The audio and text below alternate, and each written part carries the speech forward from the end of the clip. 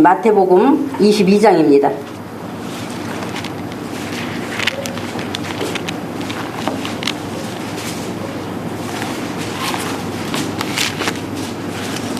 마태복음 22장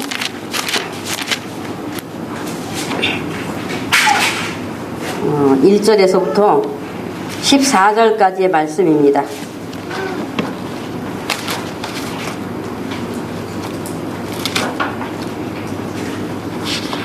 자, 1절에서부터 14절까지 말씀 교독합니다. 교독. 예수께서 다시 비유로 대답하여 가라사대 천국은 마치 자기 아들을 위하여 혼인잔치를 베푼 어떤 인구가 같으니 그 종들을 보내어 그 청한 사람들을 혼인잔치에 오라 하였더니 오기를 싫어하거늘 다시 다른 종들을 보내어 가되 청한 사람들에게 이르기를 내가 오찬을 준비하되 나의 소와 살찐 짐승을 잡고 모든 것을 갖추었으니 혼인잔치에 오셔서라 하였더니 저희가 돌아보지도 않고 하나는 자기 밭으로 하나는 자기 상업차로 가고 그 남은 자들은 종들을 잡아 능욕하고 죽이니 임금이 노하여 군대를 보내어 그 살인한 자들을 진멸하고 그 동네를 불사르고 이에 종들에게 이르되 혼인잔치는 예비되었으나 청한 사람들은 합당하지 아니하니 사거리 길에 가서 사람을 만나는 대로 혼인잔치에 청하여 오너라 한대 종들이 길에 가다가 한자나 서자나 만나는 대로 모두 오려오니 혼인자리에 손이 가득한지라 임금이 손을 보러 들어올새 거기서 예복을 입지 않은 한 사람을 보고 하루에 친구여 어찌하여 예복을 입지 않고 여기로 왔느냐 하니 저가 유고무원임을 임금이 사환들에게 말하되 그 수족을 결박하여 바깥 어두움에 내어 던지라 거기서 슬피 울며 이를 갈미 있으리라 하니라. 청함을 받은 자는 하늘에 태강을 들다는 정성이라. 아멘. 자, 오늘 마태복음 22장 1절로 14절의 이 말씀 내용은 이제 혼인잔치 비유라는 그런 이제 말씀인데요. 우리 모두 뭐 너무나 잘 아시는 그런 내용입니다. 혼인잔치 비유에 대해서는 참 많이 또 이렇게 목사님들이 다루고 있는 그런 내용이기 때문에 여러분 이미 다 잘 알고 계시는 말씀이지만은 그러나 오늘 또 우리에게 주어지는 것이 무엇인가 다시 한번 귀를 열고 들으심으로써 은혜를 받으시는 그런 시간 되시기 바라겠습니다.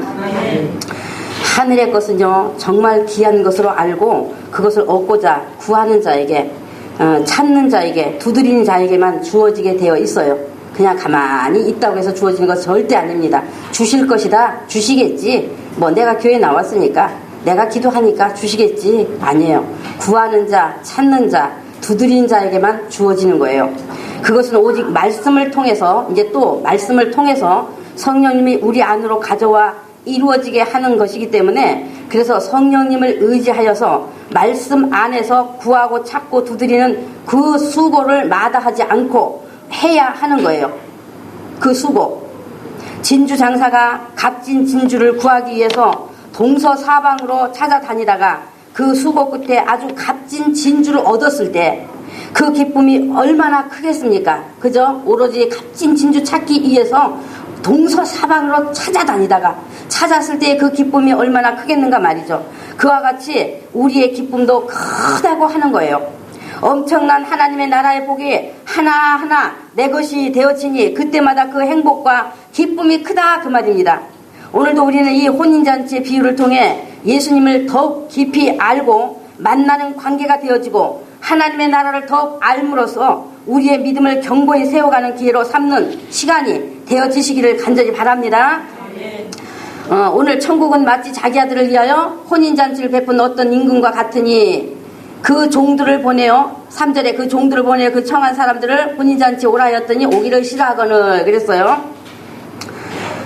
천국이 뭐냐? 임금이 사랑하는 자기 아들을 장가 보내기 위해 잔치에 필요한 모든 만반의 준비를 다 갖추어 놓고 그 혼인잔치 오라고 미리 초대장을 보내서 청해 놓은 사람들을 종들을 보내서 오라고 했다 그 말입니다. 종들을 보내서 미리 청해 놓은 사람들을 종들을 보내서 오라 했다 그 말이에요. 제가 이제 단도직입적으로 말씀을 드리겠습니다. 이 비유에서 임금은 하나님이시고 또 아들은 예수 그리스도이시고 청한 사람들은 이스라엘 유대인들이고, 지금 읽은 1절 2절 청한 사람들은 유대인들이고 종은 선지자와 제자들과 복음 전하는 사람들을 말합니다. 하나님을 임금으로 비유한 것은, 임금은 그 나라를 지배하고 있는 절대 주권자예요. 임금의 말은 곧 법입니다. 법. 살릴 권한도 있고 죽일 권한도 있습니다. 그렇다고 또 임금이 자기 권한으로 무조건 죽이고 무조건 살리는 것이 아니라, 나라라고 하는 것은 지배자가 있는 것을 말하는 거예요. 나라라고 하는 것은 지배자가 있는 것, 바로 지배자가 있는 나라요, 법치 국가가 되었다는 것을 의미해주고 있어요. 임금이 사랑과 공의를 기초로 해서 법을 세워놓고 그 법 체제 아래서 백성을 다스린다, 그 말이에요. 예수님이 말씀하신 모든 비유는 예수님을 알게 하시기 위해서 예수님 자신을 비유하신 것입니다. 자, 모든 비유는 누구를 알게 하기 위해서?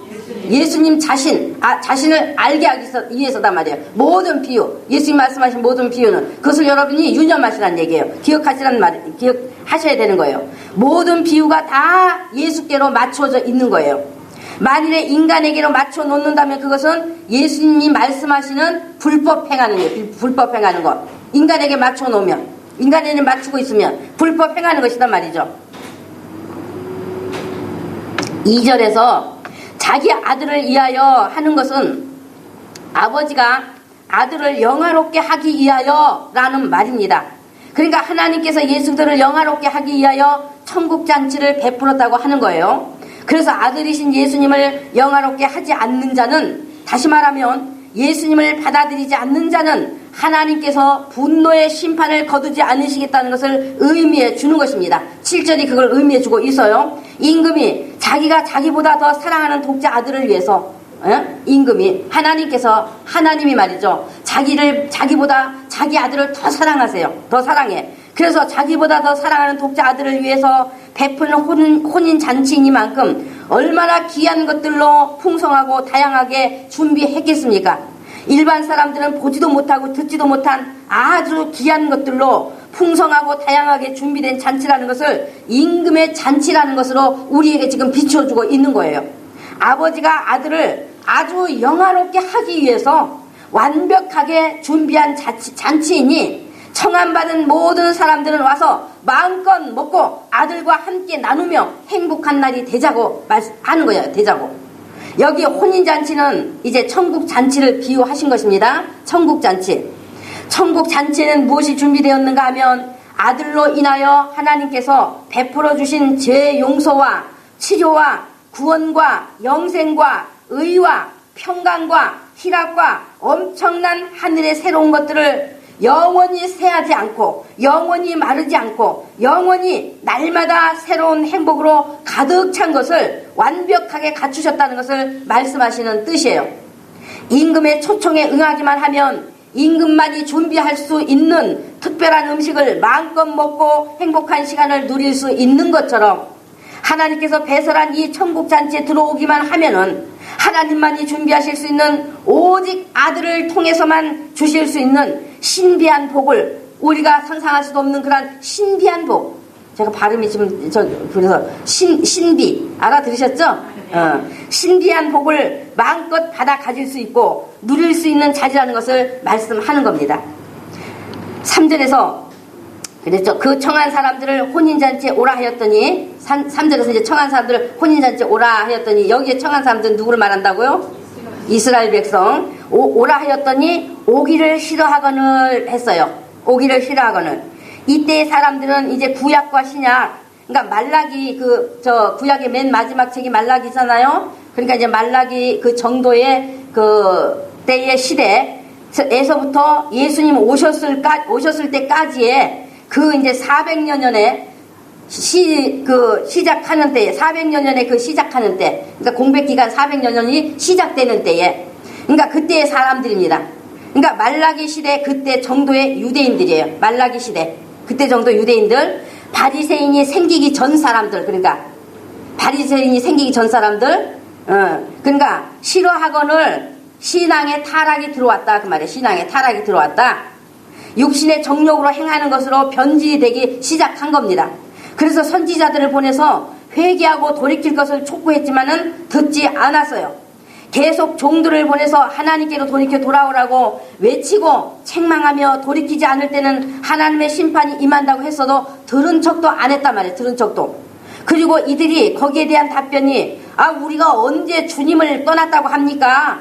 주님을 열심히 잘 섬기고 제물을 바쳐 열심히 제사 지내고 있는데 도대체 우리가 주님을 언제 떠났다고 그러시냐 하고 나온 겁니다. 오늘날도 마찬가지지 않겠어요? 너희들 예수 똑바로 믿어라 좀.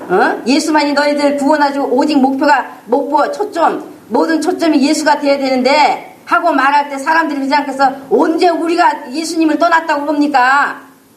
교회 나온 사람들이 다 그러지 않겠어요? 그죠? 오늘날도. 그들도 그랬단 말이에요. 그들도.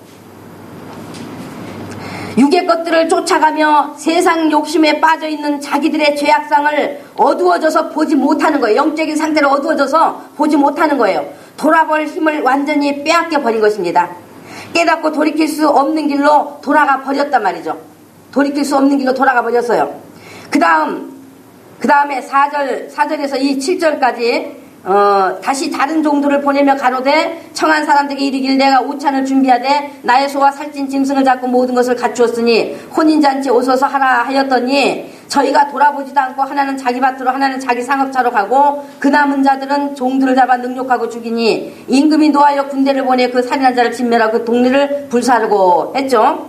그래서 이 내용은 이제 이후에 생겨난 바리새인, 서기관, 사두개인, 대제사장, 제사장들입니다.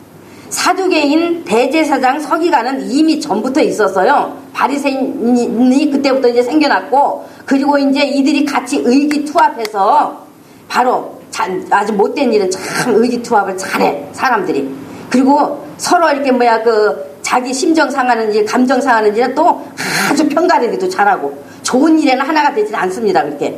그러니까는 그때는 이 서기관, 사두개인, 대제사장 이들도 제사장들 다 이들도 바리새인과 똑같은 그러한 정말 신앙이 아니라 육체의 사람들로 변질이 되어버렸단 말이에요. 변질이. 이때 유대인들은 선지자들의 외치는 말을 아예 돌아보지도 않았다. 그래서 돌아보지도 않았다. 오늘 말씀을 그랬지 돌아보지도 않았다. 쳐다보지도 않았다는 거예요. 아주 쳐다보지도 않았다. 그러니까 오히려 비웃고 선지자들을 하나님의 뜻을 어기려드는 자들이라고 심한 모욕을 퍼부으면서 오히려 선지자들에게 심한 모욕을 퍼부으면서 6절에 어떻게 했습니까? 잡아 죽였다고 했습니다. 잡아 죽였다. 그러니까 예수님은 그들이 어떻게 모욕했는지, 예수님을 그들이 어떻게 모욕했는지, 바리새인 이 대제사장들이 예수님을 어떻게 모욕했어요? 우리 성경에 보면 다 나와 있잖아요. 그러니까 그들이 예수님을 어떻게 모욕했는지, 어떻게 잡아 죽였는지 우리 이제 성경에서 이렇게 다 보시잖아요. 단지 틀린 것은 선지자들은 돌로 맞아 죽고 여러 가지 다른 방법으로 죽였어요. 그러나 예수님은 십자가에 달려 죽으셨지만은 하나님께서 돌이키지 않으면, 회개하지 않으면 하나님의 진노의 심판이 너희 머리 위로 돌아간다 하고 선지자들이 외치니까 지금 자기들은 죄 짓는 사람들하고 구별되어서 얼마나 율법을 철저히 잘 지키고 안식일을 아주 목숨 내놓고 지금 지키고 있는데, 지키면서 하나님 섬긴다고 하고 있는데 백성들 또한 율법을 잘 지키도록 선생이 되어서 단속하면서 지도하고 있는데 어디서 감히 하나님의 율법도 모르는 놈이 함부로 말하느냐. 와서 저런 놈은 율법을 범하라고 백성을 선동하고 있으니 하나님을 모독하는 놈이니 죽여라 한 겁니다. 그래서 죽였어요, 선지자들을. 그러니까 그들이 5절에서 한 사람은 어디로 갔어요? 5절에서 한 사람은 어디로 갔다 했어요? 또 한 사람은 어디로 갔습니까? 장사하러 갔다. 상업차로 갔다. 그러면 자기 밭은 뭘 가지고 자기 밭이라고 한다고 했습니까? 자기 밭은 뭘 가지고 자기 밭이라고 한다고 했어요? 그렇죠. 자기중심적인 사람. 자기 밭에 갔다는 것이 뭐가 그렇게 문제가 되는 거예요. 그죠? 밭이라면. 우리가 영적으로 이것을 깨달아 보기 전에 자기 밭이라고 하니까 땅 사서 밭전전, 땅으로 된 밭. 그거 생각하잖아요. 그죠? 에? 그래, 안 그래요? 우리가 영적인 것, 자기 중심적이라는 것을 알기 전에는 그 자기 밭이라는 것을 그런 것으로 해석할 수밖에 없잖아요. 그죠? 에? 그러니까 자기 밭 사서 바빠. 그래서 자기 밭 농사 지려고 그런데 쫓아다니다 보니까 하나님 부르시는 거 안 온다고 그런 식으로 얘기하잖아요. 곡식이나 채소를 심는 그런 밭을 말하는 것이 아니다 말이죠. 예수께서 자기 밭이라고 하신 것은 인간 자기 중심의 사람이 되었다 그 말입니다. 자기 중심의 사람이 되었다. 인간 자기 중심이 바로 자기 밭입니다. 자기 밭. 자기 밭은 자기가 주인이기 때문에 그렇잖아. 자기가 주인 노릇하는 거야 지금. 자기가 주인이기 때문에 자기 마음에 드는 것, 자기가 원하는 것을 씨 뿌리고 자기가 심고 싶은 것을 심는 거예요. 자기 밭, 자기 마음대로 심잖아요. 그죠? 자기가 심고 싶은 거, 자기가 씨 뿌리고 싶은 거, 그 심는 거잖아요. 자기가 주인이기 때문에. 누가복음 14장에도 같은 비유의 말씀이 있는데 14장 18절에서는 자기 밭을 샀다라고 말씀했어요. 자기 밭을 샀다. 그러니까 하나님 말씀이 중심이 되어 살던 유대인이 다시 자기 중심적인 사람들이 되어버렸다 그 말입니다. 자기가 주인이 되어버렸다. 하나님이 주인이 되셔야 될 텐데 하나님이 주인이 아니라 이제는 누가 주인이 돼? 자기 스스로가 주인이, 자기 주인이 되어버렸단 말이에요. 자기 주인이. 그리고 상업차 갔다. 장사하기 위해 갔다 말이죠. 장사하러 갔다 말이죠. 말씀의 주인은 누구입니까? 이 성경 말씀의 주인이 누구예요? 바로 예수님이시죠. 그래서 성령으로 감동이 되어서 사람들이 기록한 거예요. 바로 말씀의 주인은 삼위일체 하나님이시다 말이죠. 그러니까 말씀의 주인이신 뜻에 따르지 않고 자기가 말씀의 주인과 같은 자리에 서서 자기 마음대로 해석하여 사람들에게 사드리게 했다 그 말이에요. 사드리게 했다.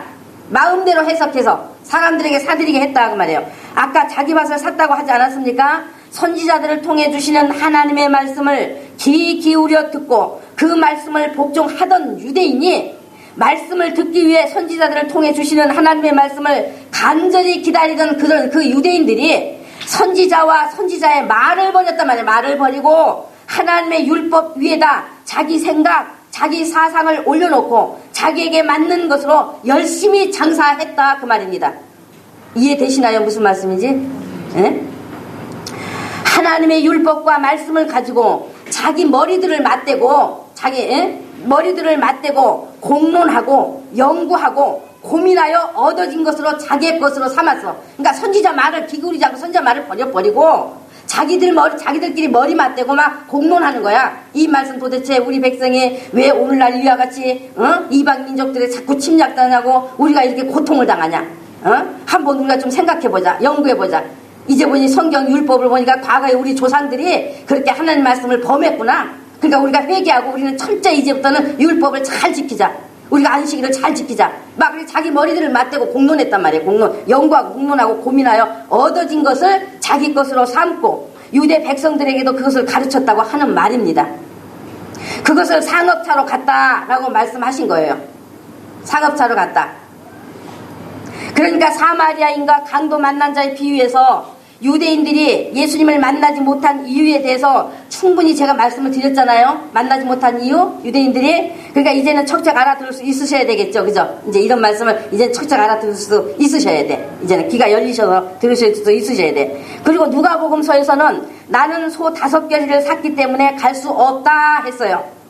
물질욕에 빠져서 하나님의 일을 땅의 일로 바꾸었다는 말이에요. 물질욕에 빠져서 하나님의 일을 땅의 일로 바꾸었다 그 말이에요. 그리고 나는 장가 들었기 때문에 못 간다고 했습니다.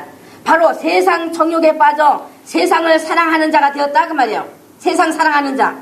다시 말하면 사단과 결혼하여 한 몸을 이루었다는 것을 의미해 주는 겁니다.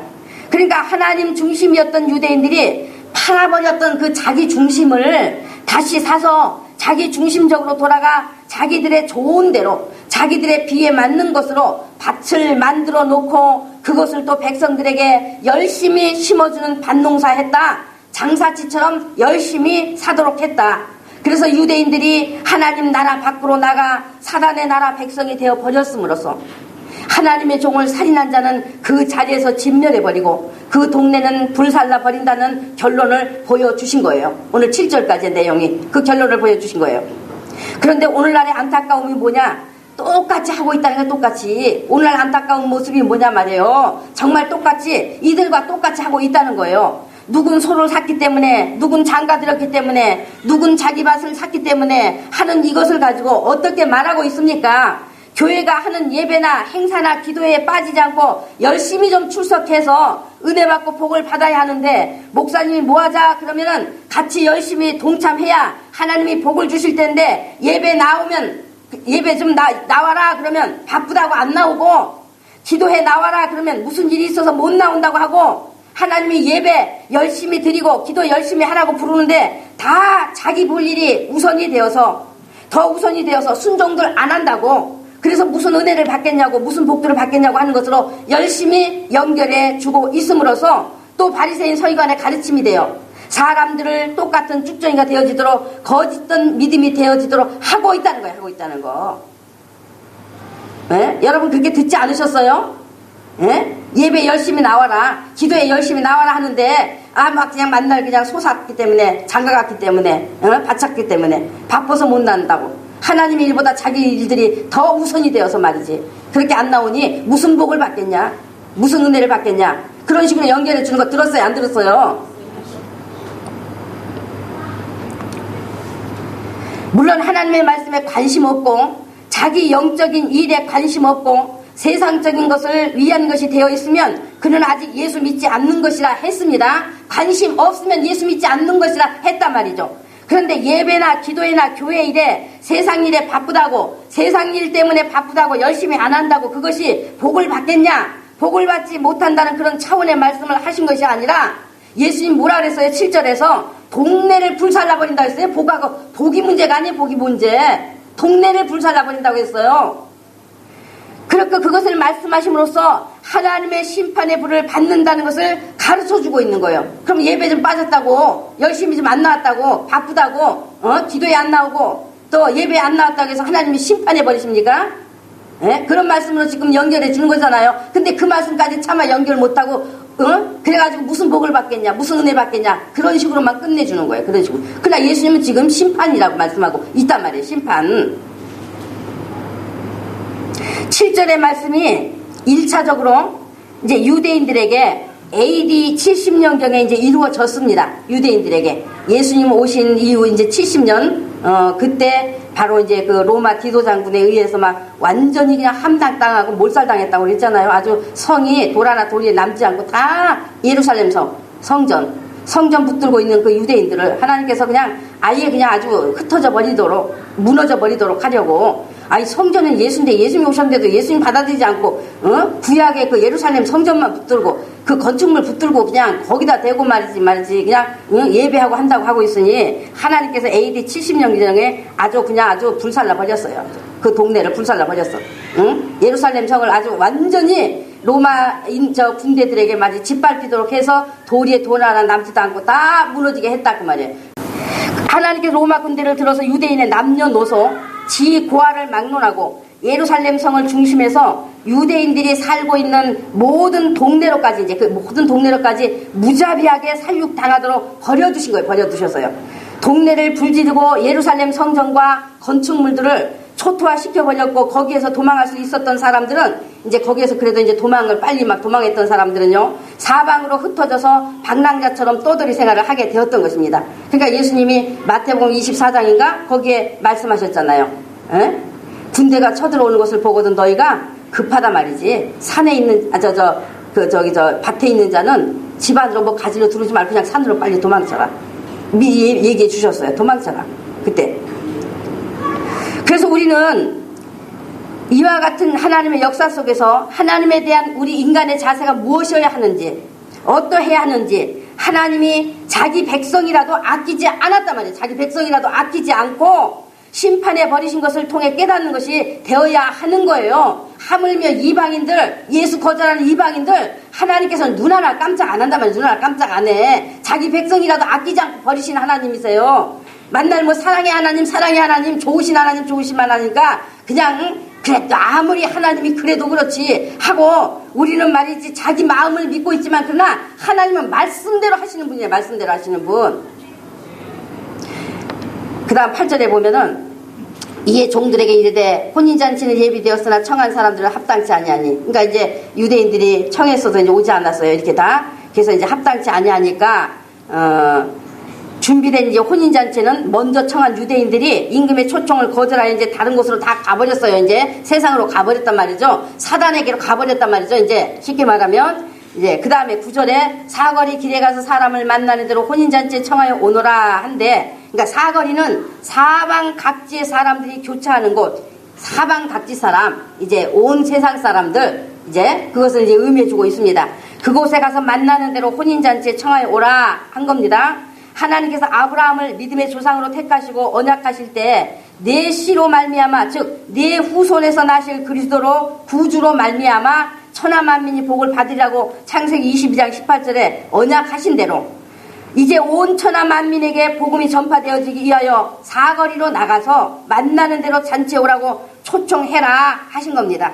그러니까 자기 길로 자기 주장대로 살면서 죄를 밥 먹듯 짓고 사는 자들, 가인의 길로 나가 죄인인 줄 모르고 심판 아래 있는 줄 모르는 그 이방인들에게로 가서 청하라 말이죠. 이방인들에 가서 이제 청해와라.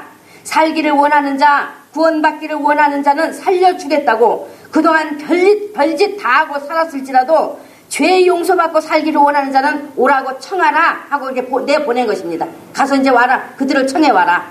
듣고 오는 자는 살려주겠다 말이죠. 살려주겠다.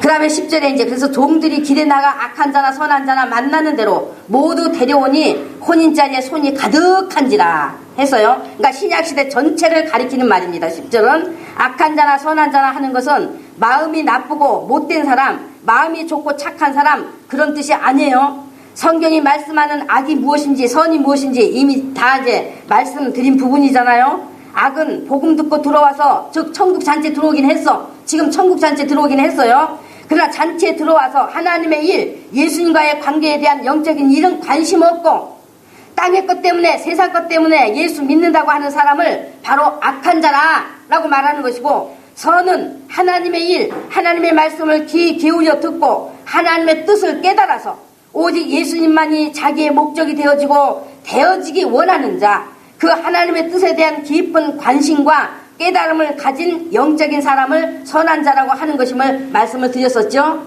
악한 자, 선한 자. 여러분 이 부분에 대해서 전부 다 이해 잘하고 계신 거죠?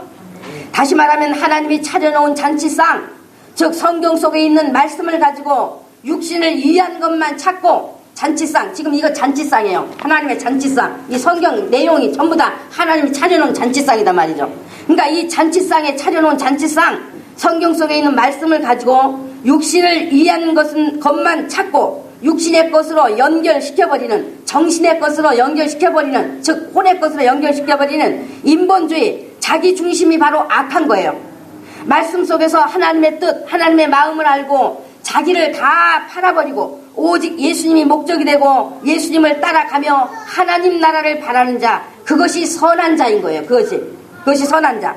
그래서 이 천국 잔치를 배설해 놓은 이때는 선한 자, 악한 자 함께 그 잔치에 참여하고 있다는 것을 말씀하는 것입니다. 함께 참여하고 있단 말이에요. 선한 자나 악한 자나 다 함께 참여를 하고 있어. 그러니까 예수님 그러셨잖아요. 제자들이 가라지 뽑아버릴까요? 에? 아니다. 놔둬라. 곡식 뿌리가 다칠까봐 안 되니까 심판날까지 놔둬라. 그러니까 함께 교회 안에 공존해 있단 말이야. 악한 자나 선한 자나. 그 다음에 11절 12절에 임금이 손을 벌어 들어올세 거기서 예복을 입지 않은 한 사람을 보고 가로되 친구여 어찌하여 예복을 입지 않고 여기 들어왔느냐 하니 저가 유구무원이거늘. 그러니까 그 악한 자의 드러난 모습이 뭐냐? 뭐로 드러났어요? 예복을 입지 않은 것으로 하나님의 이제 드러나는 거죠. 예복 입지 않은 것으로 하나님의 눈에 드러나는 거예요. 그 악한 자의 모습.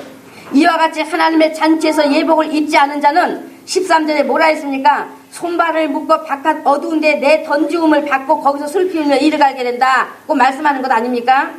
그냥 던져도 될 텐데, 그냥 내던져도 되잖아, 그잖아요. 이미 어차피 지옥으로 던져지는 거니까 그냥 내던져도 되는데 왜 수족을 결박까지 한다는 것입니까? 수족 결박까지 한다. 육체로 있는 세상에서는요, 지금 이 세상에서는요, 자기가 선택할 수 있는 자유가 있어요. 선택할 수 있는 자유. 내가 정말 예수만 목적을 삼고 오직 예수가 네 구원의 주요, 너에게 정말 복 주시는 분이요, 너에게 영생 주시는 분이요, 오직 그분만을 사랑해야 될 뿐인 거 네가 선택할 수 있어. 네가. 그러나 그것보다도 또 육체의 것을 그것도 네가 선택할 수 있어. 육체로 있을 때는 네가 선택할 수 있는 자유가 있단 말이야.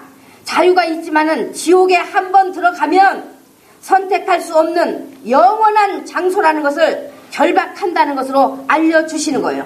영원한 장소다. 길이 없어. 한 번 들어가면. 육체로 있을 때만이 기회예요. 기회. 기회.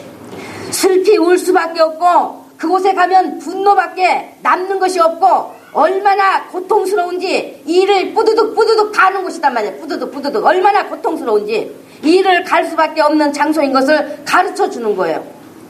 여러분, 성경은 소설책이 아니에요. 천지와 만물을 지으시고 인간을 지으신 하나님이 인간은 누구인가, 인간은 어떻게 살아야 하는가, 그것을 너무나 자세히 알려주신 거예요. 여러분이 세상 공부하는 그 힘 가지고 차라리 정말 성경 공부, 성경을 알려고 하는 그런 자세를 가지는 것이 오히려 더 하나님 앞에 합당한 거예요. 그냥 세상 공부 많이 해서 훌륭하게 마치 살아보려고 그까지 60년, 70년, 80년, 90년 길면 100년 될래나? 모르겠어.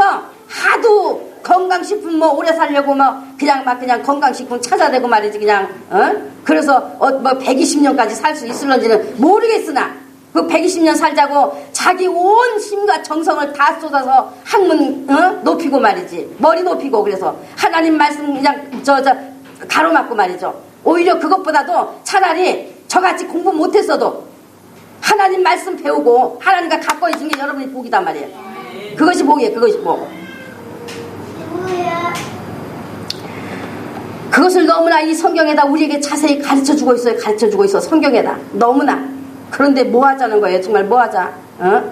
세상에 이렇게 하나님께서 이 성경 전체를 통해서 여러분에게 말이지 인간이 어떻게 살아야 되나, 너는 누구냐 말이지, 너는 내가 지었다 말이지 어떻게 살아야 하는가 이 성경에다 다 그것을 가르쳐주고 있는데 맨날 먹고 있고 싸는 것만 가지고 말이지 그냥 논하고 그냥 난 안타까워서 말이지 나 더 심한 말 나오고 제가 참겠습니다.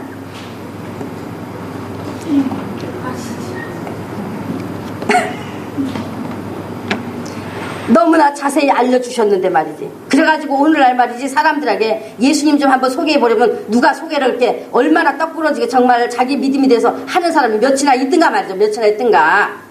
자기 예수가 되어가지고 그 예수를 말하는 사람이 몇이나 있든가. 아주. 근데 텔레비에 뭐 연예인 뭐 누구 말하라면 아주 어떻게 그렇게 잘 알고 아주 그렇게 그것을 그렇게 소개 잘해. 죽을 일을 아주 열심히 하고 말이죠. 그냥 죽을 일을 뭐 이렇게 쌓아 올려가지고 그냥 자기 머리에 그런 것들만 가지고 있으면서 말이지 예수 믿는다고 하는 사람도 똑같단 말이야. 인간이 이 땅에 온 목적이 있는 존재인 것을 가르쳐주는 하나님의 말씀이기 때문에 그러므로 우리가 예수 믿는다고 할 때 그 믿음에 대한 것을 어영부영 할 수 없단 말이에요. 어영부영 할 수 없는 것입니다. 정말 어영부영 하면 안 되는 거예요. 지금 이 비유에서 임금의 잔치에 들어오는 자는 임금이 하사하는 이제 잔치 예복을 반드시 입어야 했어요. 반드시 입어야 했습니다. 그 이유는 사랑하는 독자 아들의 혼인 잔치이기 때문에 하나밖에 없어. 그 아들 잔치이기 때문에 독자 아들 잔치이기 때문에 아주 큰 기쁨의 잔치가 되어지게 하려고 잔칫날은 임금이 아니라 임금의 신분을 내려놓고 아들을 사랑하는 아버지로서 아들을 영화롭게 하기 위한 잔치가 되게 하기 위해서 임금이 초대했다는 것을 알고 그 영광된 초대를 기쁘게 응하여 달려온 자들이 바깥의 신분이 무엇이었든지 상관없이 그 신분을 가려줄 옷, 바깥의 신분이 무엇이 되었든지 상관없이 말이죠. 그 임금이 주는 예복, 그것을 입으면 신분이 무엇이 되었든지 그것을 가려줄 옷, 잔치 예복을 입게 함으로써 그 예복을 입고 잔치에 참석하는 자는 기꺼이 친구와 같은 관계로 맏아들이와 함께 그 잔치의 기쁨을 나누겠다고 하는 것이 임금의 의도인 거예요. 임금의 의도. 그러니까 잔치에 온 사람들 중에는 거지도 있을 것이고 도둑놈도 있을 것이고 농부도 있을 것이고 학생도 있을 것이고 장관도 있을 것이고 경찰도 있을 것이고 또 우리 장로님 직업이 뭐죠? 예? 운전요? 운전수도 있을 것이고 별별 직업이 다 있단 말이에요. 별별 직업. 그러면 임금이 거지 신분된 사람들 만날 수 있어요? 없어요? 거지가 임금 만날 수 있어요? 없어요? 없어. 그러니까 옷으로 가려준 거예요. 옷으로 가려줘. 바깥 신분을 다 가려주고 그날은 정말 잔치니까 아버지의 마음으로 그들을 친구로 맞아들여서 같이 기쁘겠단 말이에요. 같이 기쁘게 잔치에 정말 참여해서 같이 기쁘단 말이죠. 이렇게 그같이 별별 사람, 별별 직업, 별별 신분 다 있을 것이니 그러니 바깥 신분 가지고 임금을 만나볼 수 없단 말이죠. 임금 만나볼 수 없어. 그러니까 임금이 주는 예복을 입으면 그 사람 신분이 무엇이 되었던지 묻지 않고 임금이 친구로서 맞아준다는 것이 임금의 뜻이에요. 그러니까 잔치에 참석할 수 있는 자격은 반드시 임금이 주는 예복을 입어야 자격이 되는 거였어요. 임금이 주는 예복을 입어야. 세상에 천한 자가 임금과 함께 앉는 그 영광된 자리 친구로 맞아주고 불러주면서 차려놓은 온갖 산의 진미의 그 음식을, 그 진귀한 것을 손수 가져다가 말이죠. 입에 넣어주면서 맛있게 먹어주는 그 모습을 보며 행복해하는 그 임금의 너그러움을 자기의 경험으로 가질 수 있는 그 자리에 함께할 수 있는 조건은 바로 임금이 주는 뭘 입어야 돼? 예복을 입는 것이었어요. 예복을 입는 일. 그날만큼은 임금이 자기 신분 내려놓겠단 말이죠. 아들을 장가보낸 아버지 신분으로 들어오는 친구를 예복만 입고 들어오면 그 친구로 맞아서 말이지, 자기가 사려놓은 그 상에 있는 거 정말 그 맛있는 거 손수 집어다가 이거 드셔보세요. 이거 드셔보세요. 거지가 됐던 도둑놈이 됐던 상관없이 그렇게 하시겠단 말이죠. 그런데 예복 입지 않은 한 사람이 있는데 임금이 어째서 예복 입지 않고 들어왔냐, 여기 들어왔냐 물으니 그가 유구무원 아무 말도 못했어요. 아무 말도. 여러분 한 사람 한 사람 개개인이 하나님 앞에 지금 섰다고 한번 가정해 보세요. 너 지금 여기 왜 왔니? 하고 물으면 뭐라고 답하시겠어요? 뭐라고 답하시겠어요? 정말 여러분 한번 생각해 보셔야 될 일입니다. 여기서 한 사람이라고 한 것은 예복 안 입은 것이 한 사람만 있었음을 말하는 것이 아니에요. 한 사람이었다는 것을 말하는 것이 아니라 구원은 각각으로 내가 예복 입지 않으면 천국에 들어갈 수 없다는 것을 말씀해 주는 거예요. 각각 내 자신이 예복 입지 않으면 천국에 들어갈 수 없다는 것을, 그것을 말씀해 주기 위해서 한 사람이다 라고 이렇게 이렇게 표현해 놓은 겁니다. 그러니까 예복 안 입었으면 입은 옷이 누구 옷이었을까요? 예복 안 입은 사람은 누구 옷이었을까요? 자기 옷이잖아요. 자기 옷. 임금이 주는 예복을 입지 않았으면 또 자기 옷 입고 그대로 들어온 거잖아요. 가려져야 될 세상 신분으로 들어온 겁니다. 임금의 뜻이 무시당한 것입니다. 임금의 말을 경홀히 듣고 경홀히 여겼고 관심을 두지 않았다는 것을 보여준 겁니다. 아들을 영화롭게 하는데 모든 초점을 둔 아버지의 관대한 사랑을 능멸하듯이 했습니다. 아버지의 그 사랑에 모욕을 당한 것입니다. 그러니까 예복 입지 않은 이 사람이 잔치자리에 온 것은 예복과 또 그 예복을 주는 임금의 뜻에 관심이 없었어요. 임금이 왜 예복을 입으라 했는가 하는 것은 생각해 보지 않은 겁니다. 오직 그의 관심은 임금이 차려놓은 그 산의 진미에 그 음식이나 배불리 그 음식이나 먹고 그냥 아주 자기 배불리로 들어온 거예요. 그냥 자기 배불리로 그 음식이나 먹자. 산의 진미의 음식, 거기만 마음이 있고 눈이 가 있고 길을 둔 겁니다. 그러니까 임금의 질문 앞에 유구무원일 수밖에는 없는 거예요. 이어 마찬가지로 오늘날 사람들이 예수 믿겠다고 나와서 뭐해요? 아들 예수님을 영화롭게 하기 위한 하나님 아버지의 뜻, 모든 초점이 아들이신 예수님께 두었다는 그 아버지의 영적인 뜻에는 관심도 없고 차려놓은 온갖 말씀 속에서 뭐만 보이냐? 자기가 가장 바라는 것, 소원하는 것, 좋아하는 것, 세상에서 잘 되는 일에 대한 것만 복에 관한 것만 관심을 두고 보는 거예요. 성경 속에서 그것만 두고 보는 거예요. 그것만. 성경을 보는 눈이 거기에만 있는 겁니다. 성경 인물들이 잘 살게 된 이유가 어디 있나? 그것 연구하느라 예수님 놓쳐버리는 거예요. 예수님 놓쳐버려. 인물 속에서 예수님 놓쳐버려.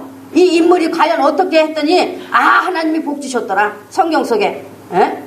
이삭은 막 그냥 하나님이 뭐 그 해에 100배나 복 주. 근데 이삭이 어떻게 했다는 말은 없거든요. 근데도 이삭을 말이지 하나님이 그 해에 100배 복 주셨으니까 여러분도 이 100배의 복 받으라고 말이지. 그리고 별미 가져오라고. 별미. 저도 좀 별미 먹고 싶은데 별미 가져오라고 말이지. 그래야 복을 받지 않겠냐. 그런 것만 보는 거. 그런 것만 믿는 이유가 세상 것으로 목적을 삼고 있는 거예요. 예복은 바로 예수 그리스도로 옷 입어야 하는 것을 말한다는 것에 대해서는 이제 교회 나온 지 몇 달 안 된 사람도 들어서는 다 알고 있는 거죠. 예복, 바로 예수 그리스도로 옷 입어야 된다. 그런데 자기가 정말 예복을 입은 자인가? 그러면 예복을 입은 것은 무엇인가? 하는 것에 대해서는 그다지 심각하게 생각해 보지 않는다는 거예요. 이 예복이 예수 그리스도 옷 입어라 한다는 것은 알고 있지만, 들어서 알고 있지만, 자기 자신이 정말 예수 그리스도 옷을 입었는가? 자기가 정말 예수 그리스도 옷 입은 자인가? 하는 것에 대해서는, 자기 자신에 대해서는 들여다보지 못해. 그다지 생각을 깊이 해보지 못한단 말이죠. 예수로 옷 입는 것을 말한다 하고 들었으니까 그냥 들은 것으로만 되는 거야. 들은 것으로만 되는 거예요, 그냥. 그러니까 믿는다는 이름은 가졌지만 자기가 아직 벌거벗은 채로 있다는 영적인 자신에 대해서는 감각 없는 겁니다. 하나님께서 자기 아들을 장가들로 보내면서 천국 잔치를 배설한 것은 세상적인 것으로 만족시켜 주기 위해서가 아닙니다. 그 아들의 피로 죄 씻음 받고 이제 죄에서 돌이켜 예수님의 의를 힘입어 의로운 삶을 사는 것으로 옷을 입어야 하는 것을 말하는 것입니다.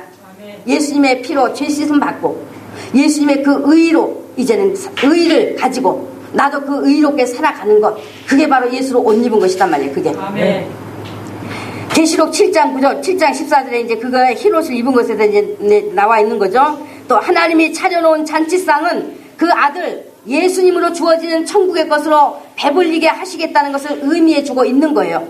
우리 영의 사람이 잘할 수 있는, 우리 영이 받아 먹어야 하는 그것, 예수님으로 주시는 천국의 것으로 받아들여서 그 기쁨으로 넘쳐나고 영적인 능력을 갖추라는 데 있는 거예요.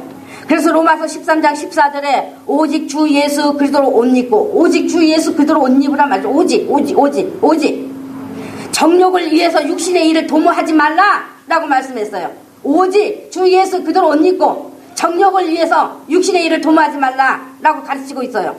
갈라디아서 3장 27절에 누구든지 그리스도와 합하여 침례 받은 자는 그리스도로 옷 입었다고 말씀하고 있어요. 그래서 침례가 얼마나 중요합니까?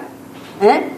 예수 그리스도가 나의 구주요 나는 죄인이요 그러므로 내가 예수를 믿음으로 예수님의 피로 내가 죄 씻음 받았고 나는 예수의 생명으로 사는 자다 하는 그 믿음을 행위로 고백한 그것이 바로 또 예수로 옷 입었다고 라고 말해주고 있단 말이에요. 그 믿음, 그 행위로, 그 믿음을 고백하기 위한 행위로 여러분 전부 다 침례 받으신 거 아니에요? 예? 그러니까 예수로 옷 입었잖아요. 그죠? 자신 없어, 대답들이. 자신 없어. 난 몰라. 자기 믿음이 돼야 하나니까. 그러잖아요. 오늘 한 사람이라고 그랬잖아. 한 사람. 그렇게 예수로 옷 입었으면 이제 육신의 일을 위해서 믿는 것이 되지 말라 한 겁니다. 자기 중심, 자기 밭에서 나는 것 가지고 성경 말씀 장사하는 자들이 되지 않아야 된다는 것을 오늘 유대인들을 통해서 가르쳐 준 겁니다. 오늘 이제 이와 같이 성경, 예수님은 정말 얼마나 안타까우셔서 말이죠. 이 유대인들이 자기 밭, 자기 농사 짓는 바람에, 자기 중심을 다시 사는 바람에 이 예수님하고 뭐라 할까? 그냥, 떨어져 나간 가지가 되어갖고 예수 못 만나서 지옥 가게 됐는데, 그래서 예수님께서 이게 안타까워서 이 비유를 들어서 자꾸 얘기해주고 있는데, 오늘날도 말이지 어떻게 그렇게 똑같이 자기 밭 가지고 말이지 그렇게 말씀들을 전하고 있는지 이런 말로 알 수 없어. 오늘 이 말씀만 가지고도 여러분이 듣더라도 생각해 보실 수 있잖아요. 예? 얼마나 자기 밭 소리가 나오고 있는지 생각해 보실 수 있는 거잖아요. 그래서 마태복음 13장에 보아 비유나 이 진주 비유에서도 분명히 가르치시지 않았습니까? 예수님, 즉 천국을 소유하려면 자기 소유를 버려야 된다. 설사 세상 것을 다 잃는다 해도 가져야 되는 것, 구해야 되는 것이 바로 천국이다.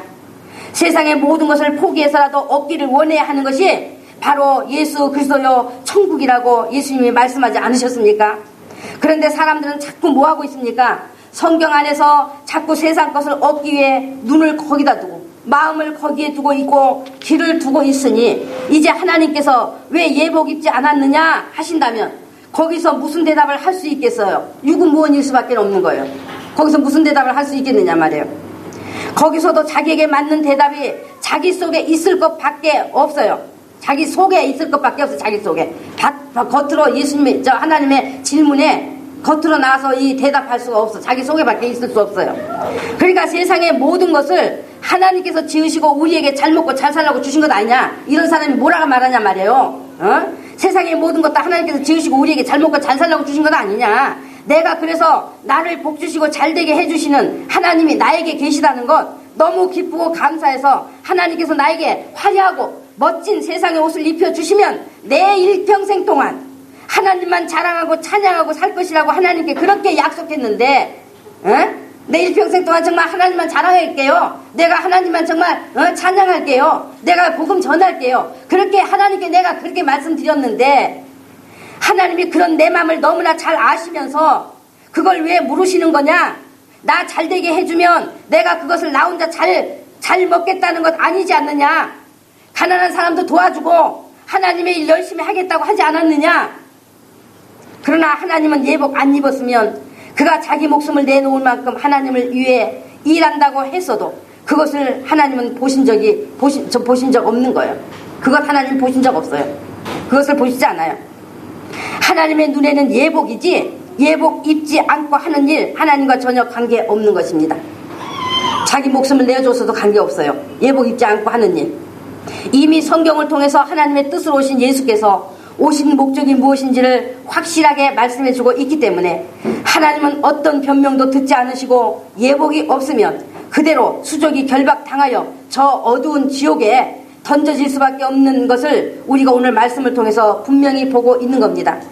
또한 14절에 무엇을 말씀합니까? 14절에 천국잔치에 청함받은 자는 많으나 택함 입은 자, 즉 예복 입은 자는 적다고 분명히 가르쳐 주시잖아요. 그러니까 이런 말씀 앞에 여러분은 어떻게 대답하실 수 있는가 말이죠. 정말 자신이 택함 입은 자에 있다는 것을 누가 뭐라 해도 성령의 확신을 가진 신앙인가 하는가 말이에요.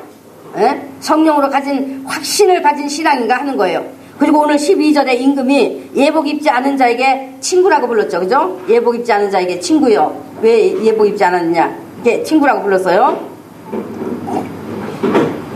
요한복음 15장 13절로 15절에 보면 실제로 예수께서 제자들에게 말씀했어요. 사람이 친구를 위하여 자기 목숨을 버리면, 이 말씀을 여러분이 집에 가서 깊이 묵상하십시오. 요한복음 15장 13절 15절에 보면 가서 깊이 묵상해 보시란 말이에요. 깊이 자기가 지금 예수님과 관계가 이어졌는가 하는 것에 대해 깊이 묵상해 보시란 말이에요. 사람이 친구를 위하여 자기 목숨을 버리면 이에서 더 큰 사랑이 없나니 너희가 나의 명하는 대로 행하면 곧 나의 친구라. 이제부터는 너희를 종이라 하지 아니하리니 종은 주인의 하는 것을 알지 못함이라. 너희를 친구라 하였노니 내가 내 아버지께 들은 것을 다 너희에게 알게 하였습니다. 그 말씀했어요. 그러니까 친구라고 하는 것은 허물이 없는 사이, 그죠? 친구라고 하는 것은 우리가 상식적으로도 생각해 볼 때 이제 허물이 없는 사이를 말하죠, 그죠? 허물이 없는 사이, 모든 것을 편하게 말할 수 있는 관계잖아요. 친구라고 하는 것은 누구에게도 말할 수 없는, 부모에게도 말할 수 없는 그런 비밀이나 고민 따위를 편하게 다 털어놓을 수 있는 그런 사이잖아요, 친구는. 그래, 안 그래요? 저만 그렇게 알고 있나요? 여러분도 그렇게 생각하시죠? 아무나 친구라고 하는 것 아니잖아요, 그죠? 그러니까 예수께서는 성경을 통해 모든 사람들에게 친구에게 말하듯이 하나님 아버지께 들은 것을 전부 다 알려주었다. 친구에게 말하듯이 하나님 아버지께 들은 것을 다 알려주었다라는 거예요. 아버지 안에 비밀처럼 감추이듯이 있었던 것을 다 아버지가 아들에게 들려주셔서 아들은 또 우리를 친구처럼 대하시며 그것을 다 알게 했다라고 말씀해 주는 거예요. 정의와 신의가 쌓여진 두터운 우정은요, 정의가 바탕이 되죠. 친구 관계도. 그리고 신의가 바탕이 돼야 돼. 뭐 아무나 의리 지킨다고 말이지, 못된 것도 말이지 의리 지킨다고 그것도 감춰주고 막 그것도 말이지 자기가 무슨 그런 관계, 그 잘못된 친구 관계 많이 있잖아요, 그런 거. 그러나 친구 관계라는 것은 정의와 신의가 쌓여진 두터운 우정, 두텁게 쌓여진 그런 우정. 그래서 그런 친구가 목숨을 이를 위기에 놓였을 때 자기 목숨을 위험에 처한 자기 목숨을 말이죠, 위험에 처한 친구를 구하려 하듯이 자기 목숨을 담보하고 자기 목숨을 내놓고라도 위험에 처한 그 친구를 구하려고 하듯이, 그보다 더 큰 사랑은 없듯이, 그래서 그보다 더 큰 사랑은 없듯이 예수께서도 자기 친구를 위해서 목숨을 버린다 했어요. 자기 친구 위해서 목숨 버린대요. 예수님도 자기 친구 위해서. 그러면 우리도 아무나 친구라고 하는 건 아니잖아요. 예수님이 친구라고 하신 것, 첫째 의미는 자기에 대한 모든 것을 아버지가 알려주신 것을, 하나님의 뜻을 감추인 것이 없이 전부 다 드러내 친구에게 말하듯이 다 알려주었다는 뜻이에요. 첫째 의미는. 그 다음 두 번째 의미는 목숨을 잃을 위기에 있는 친구를 위해 자기 목숨을 담보로 해서라도 구하려 한 사람처럼 그래서 그보다 더 큰 사랑은 없는 것처럼 예수께서도 이와 같이 친구를 위해서 목숨을 버리실 것인데, 그러면 그 친구가 누구냐? 바로 예수님의 명하신 말씀을 따라서 사는 자, 그 말씀대로 움직여 예수님을 위해 사는 자, 자기를 위해 예수 믿는 것이 아니라 예수님을 위해 예수 믿는 자, 예수님을 위해서 사는 자, 그러므로 핍박도 받고 예수님을 위해서라면 기꺼이 자기 목숨을 아끼지 않는 자를 위해서 예수님 자신의 목숨을 버릴 것이요, 그를 진짜 친구라 한다 하신 것입니다. 그를 위해서 자기가 목숨 버린다, 이거. 그 친구를 위해서 그를 진짜 친구라 한다고 또 말씀하셨어요. 그러니 여러분은 예수님과 관계를 종의 관계로 맺고 계시렵니까? 아니면 친구 관계가 되시겠습니까? 종은 쫓겨나는 거예요. 종은. 그러나 예수님은 자신이 목숨을 버린 이유가 예수님을 사랑하는 그 친구 때문이라고 지금 말씀해 주고 있잖아요. 예수님을 사랑하는 그 친구 때문이라고 말씀해 주고 있으니, 정말 여러분 자신은 예수님이 사랑하시는 친구가 되어 계시는가 하는 겁니다. 여러분이 정말 예수님이 사랑하는 친구가 되어 계시는가? 자기 목숨을 버린 이유, 사랑하는 친구 때문이라는 거예요. 사랑하는 친구, 자기가 사랑하는 친구 때문이라는 거예요. 구약에서는 하나님의 비밀이셨던 예수님을 인간 한 사람 한 사람에게 이제는 비밀로 하지 않으시고, 세상에 오셔서 보이시고 성경을 통해 전부 다 공개하시고, 하나님이 어떤 분인지 보여주셨고, 천국을 다 공개하듯이 하셨고, 그 천국을 맛보게 하셨고, 하나님의 뜻이 무엇인지 다 열어서 알게 하셨기 때문에, 그래서 나는 너에게 친구에게 하듯 어떤 것도 비밀이 없이 다 공개했다는 것을 말씀하시는 뜻에서 친구여 라고 이렇게 부른 것입니다. 그럼에도 불구하고 예수 그리스도의 대속의 은혜와 말씀에 대한 믿음을 갖지 않고 신앙의 삶이 되어 살지 않는다면 그것은 하나님의 뜻을 무시해 버린 것이요, 세상의 것으로 자기의 것으로 옷 입은 것이 되어 있다면 하나님을 모욕하는 것이요, 하나님의 사랑을 거절하는 것으로 볼 수밖에 없어서 바깥 어두운 데 던져질 수밖에 없다고 지금 이 말씀을 해 주시는 거예요. 예수님, 제가 그때는 정말 몰라서 그랬으니 한 번만 봐주세요. 나 너 기억이 없다. 예수님 앞에 가서는 그런단 말이에요. 예수님, 나 세상에서 나 정말 너무너무 몰라서요. 제가 미련했어요. 저 용서해 주시면 안 돼요? 저 한 번만 봐주세요. 근데 난 너 기억이 없으니 어떡하니? 예수님, 저 모르세요? 제가 얼마나 열심히 철야기도 새벽기도 다녔고 예배 때마다 빠짐없이 잘 다녔는데 예수님이 저를 모르시다니요. 우리 교회에서도 나 없으면 교회가 제대로 굴러가지 못할 정도의 위치에 제가 있었는데 저를 모르신다는 것이 말이 돼요? 저 누구잖아요. 저 누구. 그럼 그 교회 가서나 물어봐라. 너. 난 너 모른다. 예수님, 나도 예수님을 믿는데 말씀에는 제가 관심 두지 못했어요. 아시다시피 먹고 사는 것이 너무 바빠가지고, 먹고 사는 사람 너무 바빠서 중요하게 여기지 못했어요. 그 정도는 좀 봐주셔야 되잖아요. 저 먹고 사는 것 때문에 너무 바빠서 못 봤는데 좀 봐주시면 안 돼요? 그럼 그렇게 바쁘게 살면서 추구하던 세상에 가서 물어봐라. 난 너 모른다. 그렇게 바쁘게 살면서 추구하던 세상에 가서 물어봐. 난 너 몰라. 너희 속에 세상을 세우고자 하는 것이 가득 들어서 세상을 놓지 않으려고 너희 스스로가 하나님의 말씀을 거절하였으니 너희 뜻대로 되었느니라. 심은 대로 거둔 것이 되었다, 그 말입니다. 여러분, 콩 심었으면 콩 나는 것이지 팥 납니까? 팥 심은 데 콩 나요? 콩 심은 데 콩 나고 팥 심은 데 팥 나는 것 아니에요? 심은 대로 거둔다, 그 말입니다. 하나님 앞에 가서는 통하지 않는다는 거예요. 세상이 심어졌으면 세상이 가는 곳으로 갈 것이요, 예수님께 심어졌으면 예수님이 계신 그곳으로 갈 것이요, 다른 길은 없다는 것입니다. 다른 길은. 성경에서는 예수님의 제자 중에서 3년 반 동안을 함께 동고동락했던 가룟 유다를 통해 이와 같은 실제 사건을 분명히 보여주고 있어요. 가룟 유다는 돈에 관심을 두었고 세상 명예에 관심을 두었어요. 예수님을 따라다닌 이유가 이와 같이 오늘날 세상 것으로 잘 되려고 하는 것에다 마음을 두고 믿는 사람들과 똑같았다, 그 말입니다. 그러므로 그의 결국이 스스로 망할 길로 들어간 것입니다. 돈과 명예에 눈이 어두워 예수님을 보지 못하고 결국 대제사장에게 예수님을 돈 받고 넘겨주려고 군병들과 함께 예수님 앞에 왔을 때 예수께서 유다에게 뭐라고 말씀하셨는가 하면 마태복음 26장 50절에 친구여 네가 무엇을 하려고 왔는지 행하라고 하셨습니다. 친구여, 난 너에게 숨긴 것이 없었단 말이요. 친구처럼 너를 대했고 너에게 모든 것을 보여주었단 말이죠. 그러니 네가 무엇을 하려고 왔는지 행하라 하셨어요. 3년여 동안 함께 동고동락하며 예수님이 누구인지 유다 앞에서 다 보여주었고 숨긴 것이 없었다 말이죠. 아무것도 유다에게 숨긴 것이 없었단 말이죠. 그럼에도 내가 세상 욕심에 눈이 어두워 예수님을 보지 못해서 생명의 구원을 버리겠다면 너 하고자 하는 일을 속히 하라, 그 말입니다. 너 하고자 하는 일 속히 하라. 그래서 우리는 이 가룟 유다를 두고 어떻게 그렇게 3년 반 동안 예수님을 따라다니면서 듣고 보았음에도 믿지 못하고 저주로 떨어질 수가 있냐 하고 신기해하지만, 그러나 이것은 지금 우리에게 무엇을 가르쳐 주는 겁니까? 세상 물욕에 잡혀 있으면, 세상 명예욕에 잡혀 있으면, 세상 것들에게 마음이 붙들려 있으면, 세상 것이 목적이 되어 있으면, 자기 중심적인 사람이면 나 예수 믿어요, 나 구원받았어요 한다 해도 그 구원은 막혀 있다는 것을 오늘 말씀에 등장하는 모든 사람들을 통해서 분명히 보여주신 사건인 것입니다.